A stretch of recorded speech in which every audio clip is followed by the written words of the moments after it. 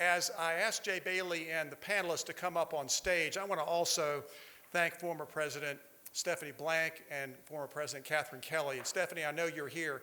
Raise your hand. They were really instrumental in moving this project forward. Thank you so much. So we've got a wonderful program today. I'm going to turn it over to Jay Bailey, our Rotarian. And one of the keys, I think, to this year has been to talk about leadership lessons. And I think we'll learn a lot of leadership lessons from these former sports heroes who have been so significant in the role they've played in our community, in our country, and globally. So I'll turn it over to Jay. Thank you, John.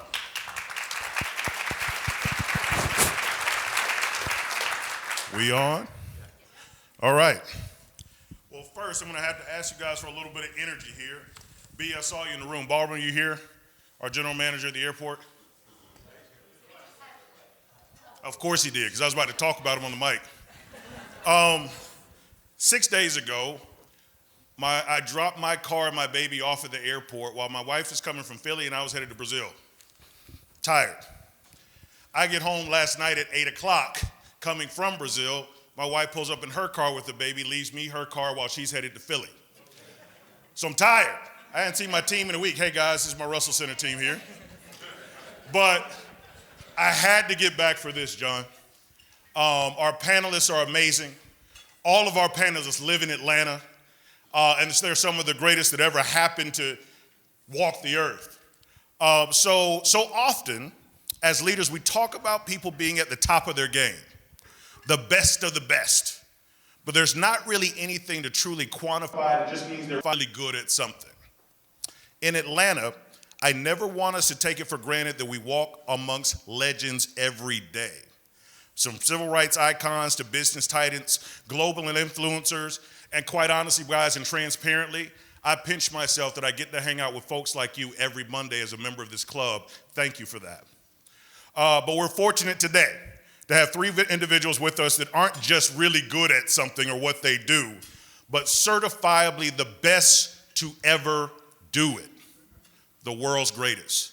So ladies and gentlemen, I present to you global humanitarian, author, film producer, two-time Olympic gold medalist in track and an Olympic bobsledder, regarded as the greatest hurdler to ever live, a Morehouse man, nonprofit leader, always three, always, a Morehouse man, nonprofit leader, but also wears the title of great dad. With great pride, I present Dr. Edwin C. Moses.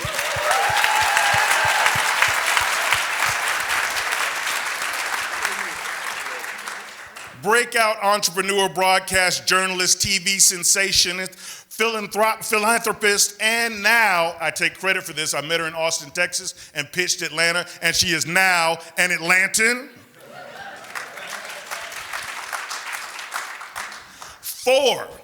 Hold up 4 fingers. 4-time Olympic gold medalist. And one of the fastest 400-meter sprinters in the history of mankind. Loving wife and boy mom of 2. But let me take personal privilege here. This is the kind of friend she is. Not only did she give birth less than 2 months ago, today is her actual birthday. And her anniversary. And she said, yes, I'll be there, Jay. Let's give it up for Sonia Richards-Ross. And the next one probably needs no introduction. Front office executive, entrepreneur, vintner. I saw the wine company, bro, did not know. Humanitarian, global health advocate, 9-time NBA All-Star and NBA Hall of Famer, the human highlight film, and his most recently acquired moniker just 2 days ago, Newlywed. And I'm tired. To his beautiful wife, Jedediah, did I say it right? That's right. He's an Atlanta legend. Wow. It's an honor to be here sitting next to you, brother. Everyone, the legendary Dominique Wilkins.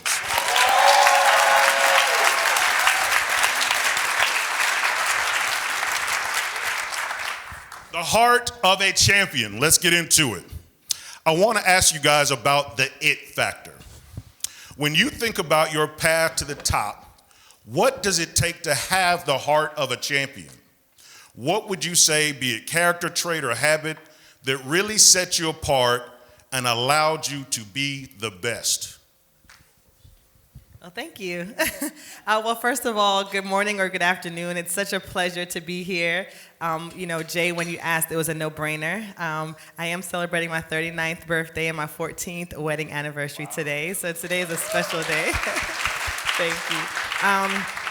But no, I think for me, when I think of that question, I think it's about having the audacity to believe that you can be one of the best in the world. And when you have that conviction that you can do it, you got to be relentless. Like for me, when I won my individual Olympic gold medal, it was after winning bronze. It took me a long time to say I won bronze, but after winning bronze in 2008. And I think a lot of times people think just because you have the talent and you have the commitment and the hard work, it's just going to happen. But it doesn't always happen like that. It takes a lot of commitment and resiliency to actually see it through. So I would say the it factor of a champion, outside of having the talent and the support and doing all those other things, is having the audacity to believe that you belong there and then being resilient to see it through.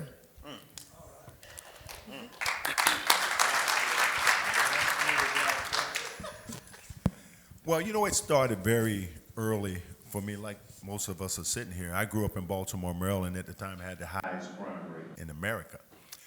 And when I was 12, it was a playground legend that saw something in me, even that I didn't know I had. And he had me come to the boys' club every day. Back then, it was just a boys' club. It wasn't a boys and girls club, And he said, I'm going to teach you how to play this game. I'm going to teach you the right way, and you're going to owe me. And as a 12-year-old kid, I didn't know what that meant. He said, the only thing I want from you is to give to someone else what I'm about to give to you. And because I grew up with 8 brothers and sisters and 1 parent, so I've been kind of the man in the house since I was 12. So I've been used to being a leader very early.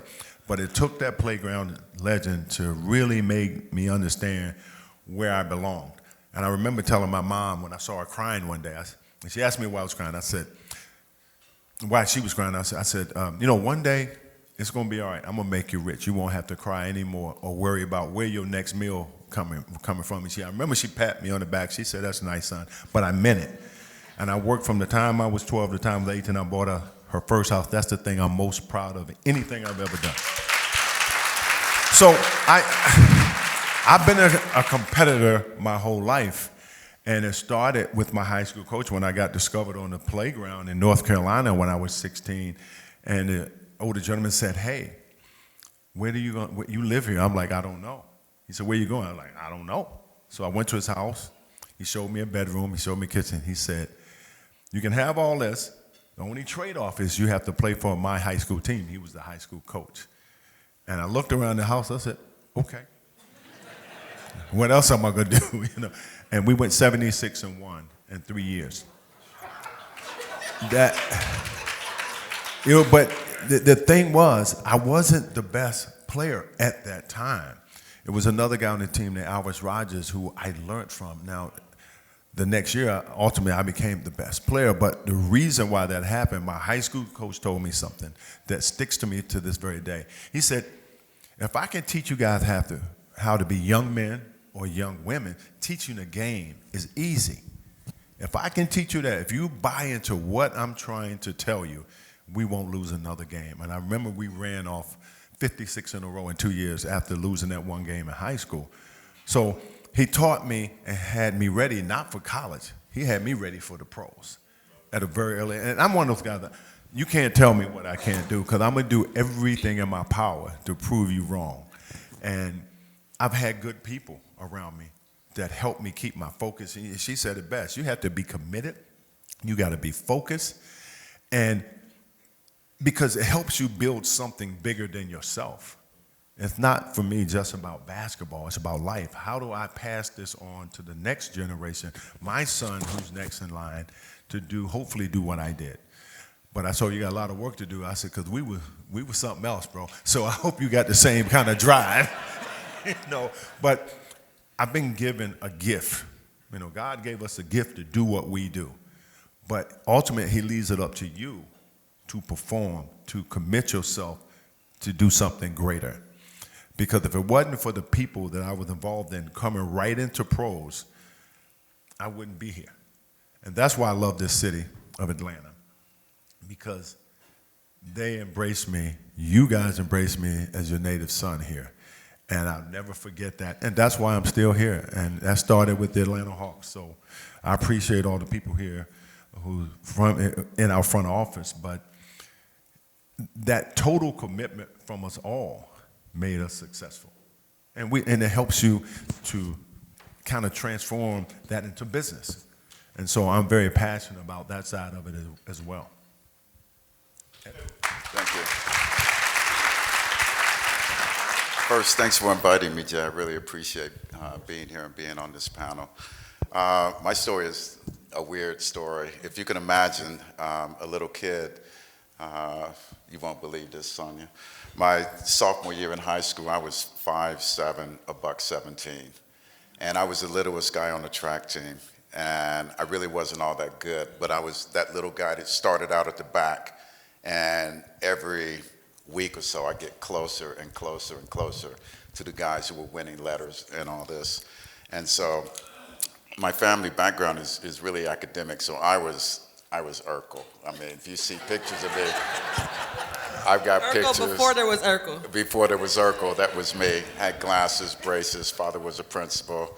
Because of that, I had to fight, played the saxophone, wore braces, the only kid with braces. I had to fight every kid, their brothers and everything. And I used to have to run uphill from the school to my house. It was like uphill, and I had this saxophone, and you used to get chased. I lived west of the school. I used to go east to go home because there were like projects all around. I had to like do a divergence. But I was a smart kid, and the only reason I got better in track was because I stayed in the sport longer than everyone who was much, much better than me. Because I always lost until I started winning, because I was the little kid in the back of the pack. And so my transition is very, very different. When I left high school, then I came to Morehouse. We didn't have a track. We didn't have a field. We had one whirlpool that had dirty swirling bubbles in it that I didn't get in. The physical therapist was hot balm. What do they call that? Hot yellow stuff that you put on your leg. Tiger balm. That was it. That was as much as you could expect from medical. And I was a physics student. So I know you were Q. I didn't get to pledge, but when people ask me what fraternity I was in, I'd say I was in SPS. And they say, what is that? Society of Physics Students. So all I did was ate, ran, studied, rested. And 3 years later, I was Olympic champion. But I started out at the back of the pack and had to like really claw my way to the top. And I always lost until I started winning. Then when I started winning, You didn't stop. I didn't stop. There's not too many people. If I think about it, I lost, I think, 6 races in my professional career, but up to that, I was always losing. And yeah, I was hard. I was hard. And from the time I started beating these guys who were in the SIAC conference, Greg Coleman, who became an NFL Hall of Famer, the first black punter in the NFL, he used to beat me all the time. Then I beat him in one race. He got injured, but nonetheless I beat him. But after that, I never got beat by the same person twice. Once I beat you, I never let you beat me again. But I worked hard, unbelievably hard, running at all the tracks around Atlanta, from Avondale to Grady High, Lakewood, Washington High, Georgia Tech, Oglethorpe. I trained everywhere. For the whole 5 years I was at Morehouse, we never had a facility. So I had to work unbelievably hard. And I always felt that this is really what I want to do. And I just love, like, guys walk around with a basketball, going to the park, T-shirts, shirts off.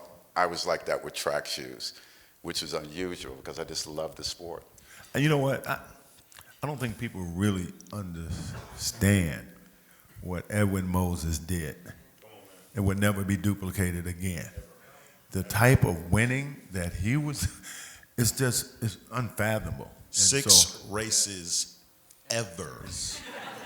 That's ridiculous. But here's the other 3 of thing. them For were the all first 3 of year. them, how multidimensional this will go to our panel today. I was at Edwin's house Christmas time around there. No, about 3 weeks ago. The brother builds and designs rocket engines for fun. I used to. That's not a joke. He's an engineer and he is brilliantly smart, but also has never been beaten twice in his life. Yeah. But By as the you guys same said, person. who you have around you, Dominique, makes all the difference. That work ethic and that internal fortitude, as you said, Sonia, powerful. So let's talk about transition. We've all done it. Transition is often not easy, whether it's from one role to another, leaving a company, or even starting a new company in a new industry. It's never easy. But I would imagine that when you're the best, it's even more difficult to make that transition out of sports. And I'm curious about how you made that pivot. And how does it show up in business? And how did you find your new stride? For me, I did work as a rocket scientist. I would say at General Dynamics, cruise missiles, things of this nature. But in 1980, we didn't get to go to the Olympic Games because it was boycotted. I was working full-time as an engineer and running out at Pomona, General Dynamics Pomona. So I had to transition out of that job, took a leave of absence. But I wanted to be, when I went to college, I wanted to be either an engineer, really a biomedical engineer. That field was just starting up. And because of my background in physics, I would have been designing MRIs, CAT scans, nuclear, all the laser stuff. I would have been doing that. And so when I stopped, it's kind of hard to start back up in physics. If you're at the high level, information evaporates instantly. 1 year later, you're not in the game. So then I said, let me try to go to medical school. I went to UC Irvine, took organic chemistry, genetics, all that. And that was 2 years before the 84 Olympic Games. And I couldn't concentrate enough. I had to scratch that plan. So I gave up a real serious career in engineering and then in medicine. Track and field was doing very well. We just started making money. And then before I retired in '88, I flipped the script, and Herb Douglas, you know Herb Douglas, he's my mentor. He passed away at 102, 1948 Olympic bronze medalist, an executive, one of the first black executives at a major corporation. And he said, why don't you go to business school? And I had never thought about it. My brother had an MBA, so before I retired, I started at Pepperdine for an MBA. And so that was a transition I made. But I really started, I knew that in '88, that was my 4th Olympic Games. And that was a long time back then, even 2 when I was running. If you went to 2 Olympic Games, and I had to wait 8 years because of the boycott to get to my 2nd one. So I went to the 4th team. I said, man, I've got to figure out something to do. So I started planning well in advance and started switching over to business. Yeah, I think you kind of said it, Jay. I think it's really hard when you've been doing one thing for so long. I started when I was 7, said I was going to be an Olympic champ when I was 9, and chased this dream into my 30s. And, I think it's hard to define yourself. Everybody went out? We're back? Okay, sorry. And so for me, I remember before what year was the 2016 games, I had 3 surgeries on my big toe. I had an injury that I just couldn't get over, and I kept having the surgery. And so I said, you know what, this is going to be my final Olympics. 2016 will be my final year. And I remember being very thoughtful and very prayerful about making the transition from track to life after sports, because I had seen so many of my peers who were sports all the time, had no plan for life after track or life after sports, and went through depression or just couldn't find their way. And so I was very intentional all 2016. I kept saying to God, thank you so much for this gift. I'm going to be returning this gift back to you because I know all good things are not meant to last a lifetime. And thank you for everything that it has done for me. It has completely changed my life, and I'm ready now to see myself outside of sports. And so I'll never forget it, Jay. My last race was the Olympic trials in Eugene. It was 2016. I had pulled my hamstring, so it was my first time not finishing a race. So I'm on the track at the 200-meter mark, and I'm hanging my head down because I'm so disappointed. I had never not made a team, one, and I had never stopped short of the finish line before. And I remember the crowd all getting on their feet and giving me this standing ovation, like kind of appreciating my career. And it brought me to that moment, like, oh my God, like this is it. Like what a blessing it has been to do this thing I've loved for so long. I've gotten to see the world. And I remember Lewis Johnson, he was the commentator at the time. He meets me on the track and he says, you've done all these great things on the track. What will you do next? And because I had been thoughtful and prayerful, I knew what I wanted to do next. So I said, I want to become a mom. I want to write a book, and I would love to start commentating. And I became a mom, wrote 3 books, and I'm now a part of the team NBC. I've been a part of the team for 6 years. And so, for me, thank you. And so for me, I think transition is all about being intentional about it, not being afraid. I think a lot of us are afraid to move on to that next thing. You see athletes that run or play forever, and it's like, it's time to move on. Those skill sets are transferable. I've learned a lot of the things that I did on the track. I'm able to apply that to business. Now I've started a couple businesses. I've been working on some really cool projects. I do TV, and I just feel like my life is so full, all because of the foundation of track and field. So for me, it was about being intentional and not being afraid of making that change. When I was with the Hawks all those years, almost 12 years that I played here, and I didn't really think about it until after I was traded. No pun intended, Andrew, I know you know where I'm going. But, I didn't have the love for the game that I once had. And I said, you know what, I got to find something that's going to give me the same type of satisfaction, but for a longer length of time.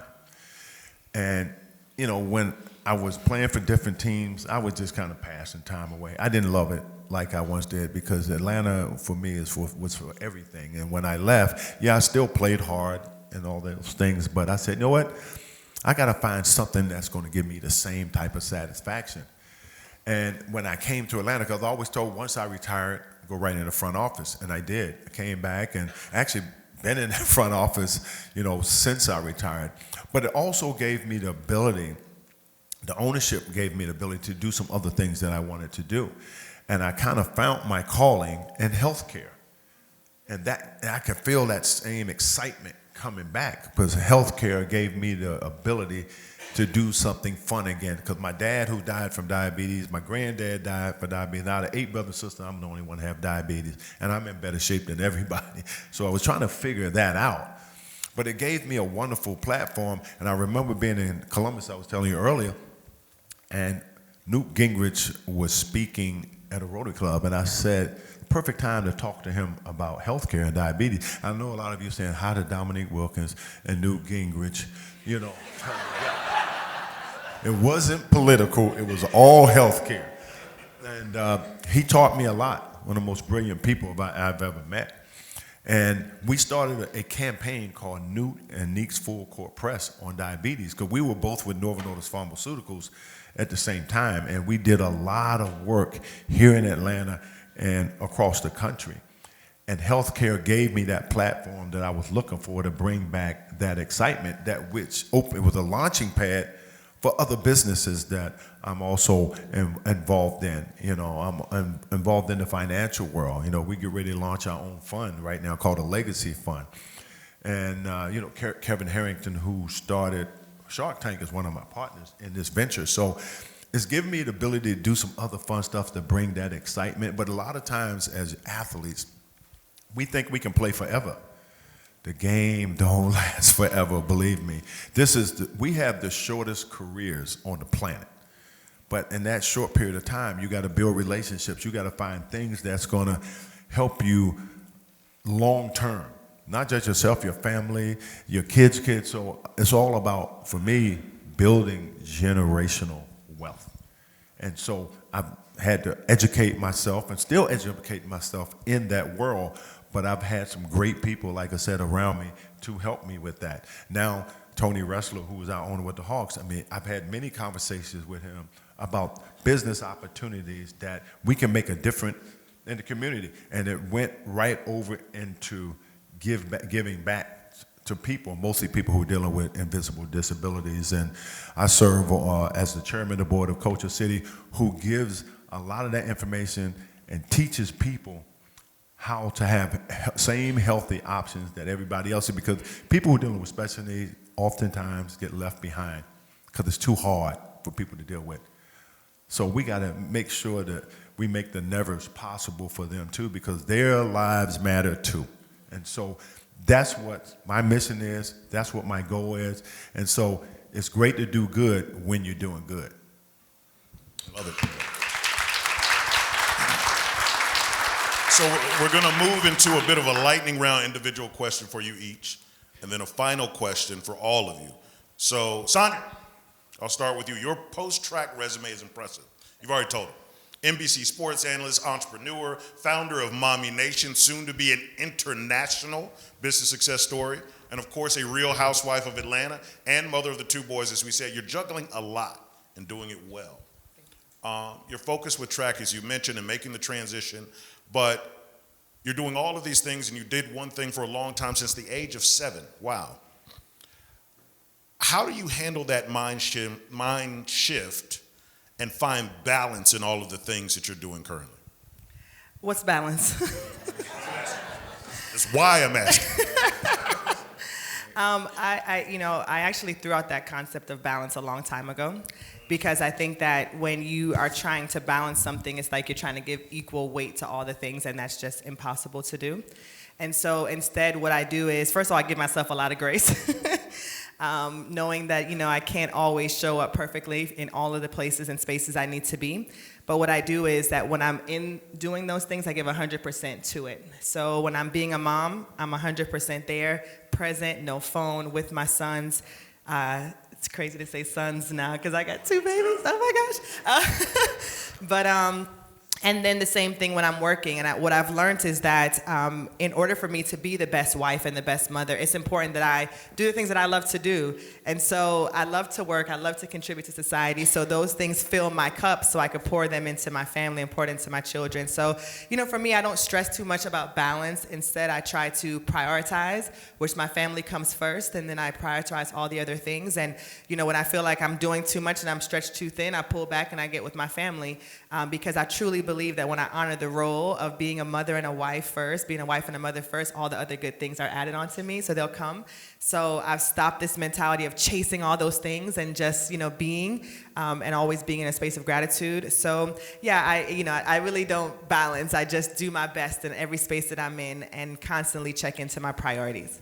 We really don't understand or really talk about balance, because balance could be a lot of different things. For me, it's very simple. I never got an opportunity to spend time with my older kids because I was always traveling and playing. So if you want to call it balance now, I get a chance to be around my 2 youngest, where I can see them grow. I got a separate question for you, though. Yeah. Oh, you do? Yeah. Okay. But I just want to kind of expand on what she's talking about. That's my peace and relaxation, is watching my daughter, watching my younger son play.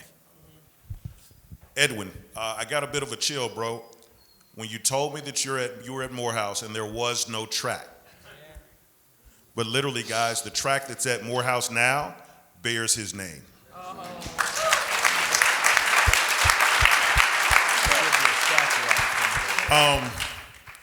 I got, again, befriending you, learning from you, being mentored by you.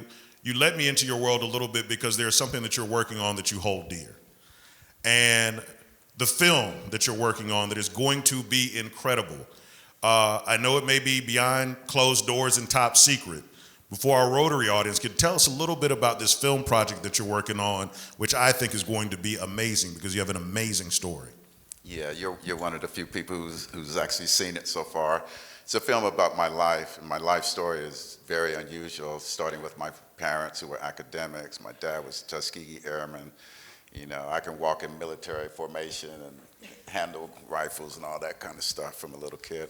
But the film really talks about the journey that I had, much as I described to you earlier, and it really documents it with materials from my archives. And it talks about where I came from, coming to Morehouse, the whole transition. They got lots of archival film of races, but the racing and the running doesn't even come in until like 1/3 of the way through the film that they start talking about the win streak and performance and all that. But it's working with charities and charitable organizations, and being the chairman of USADA, you know, in some of its toughest times with the whole Lance Armstrong, developing all the drug testing back in 1989 that we have today. That was athletes in track and field, and I was the ringleader of that.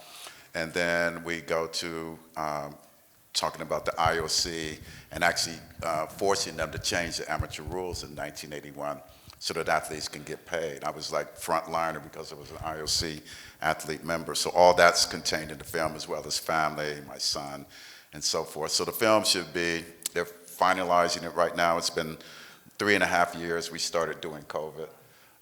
It's a film company out of Germany because they captured the international story with what it was like to run in the Cold War era, in Russia, behind the Iron Curtain, all the stresses about that, and all the competitors, and how big track was.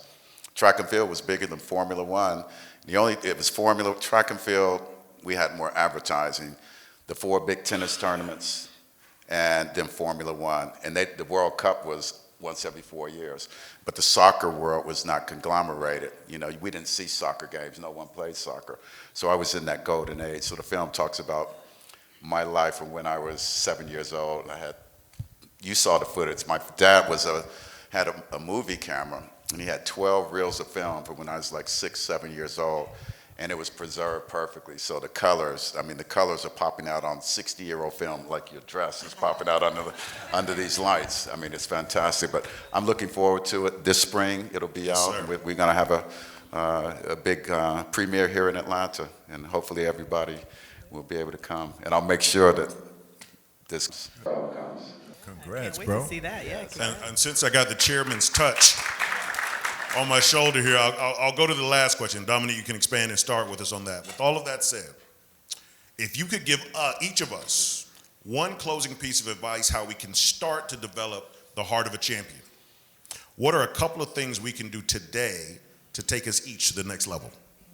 I think the biggest thing is focus, and we talked about focus up here, your commitment to something that you believe that can not just help yourself, help others to achieve, and never quitting, never quitting.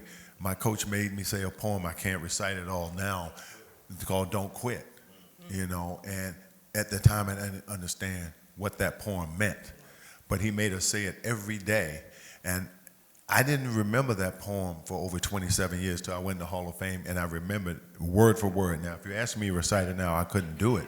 But if things go wrong, as they sometimes will. and the road you're trudging seem all uphill. When the funds are low, the debts are high, you want to smile, but you have to sigh. But that poem was everything to us. So it's all about focus, bro. That's a tough one, but the first thing that came to mind is just embracing failure. I think a lot of times we get stagnant because we're afraid to fail. And what I've learned through my career is that failure is a necessary ingredient in the recipe for success. And if you are committed to failing forward, you'll continue to get closer to your dreams. So, you know, I think as we get older, we all fear failing. It's like, you know, you're comfortable right here, like I'm winning right here. But I think God has so much more for us, and He wants us to stretch ourselves to be able to reach for those stars. So embrace failure. What was the question again? I was listening to the answers. I forgot the questions. If you had one nugget to give us about the heart of a champion and what we can do to develop that kind of heart of a champion. Winning is not everything, that's for sure, and it's where you start in the dedication. My whole story is like being a little kid and fighting my way to the top and having a passion for sport. I had the passion for science and physics and chemistry and everything, so I just learned that I didn't have to be the smartest, the fastest, the biggest, and in a sport like track and field, my 84-year-old coach said it the best. He said, yeah, Edwin was the littlest guy out there, but he said, look at the watch. And so there's some objective way of looking at things in some cases, but I just had the heart of a champion from when I was little, from having to fight kids, fight every kid, and run uphill with my saxophone. And I just never quit. I just never quit. Ladies and gentlemen, let us thank this amazing, amazing panel of some of the best in the world. Thank you so much. Any questions?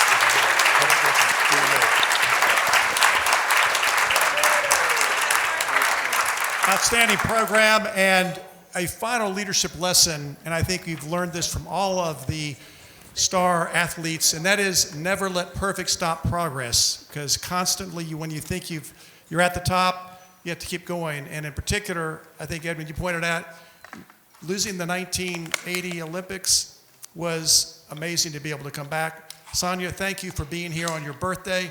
Dominique, I remember you being out there with Larry Bird. He was all of that trash talking, but you always kept your cool.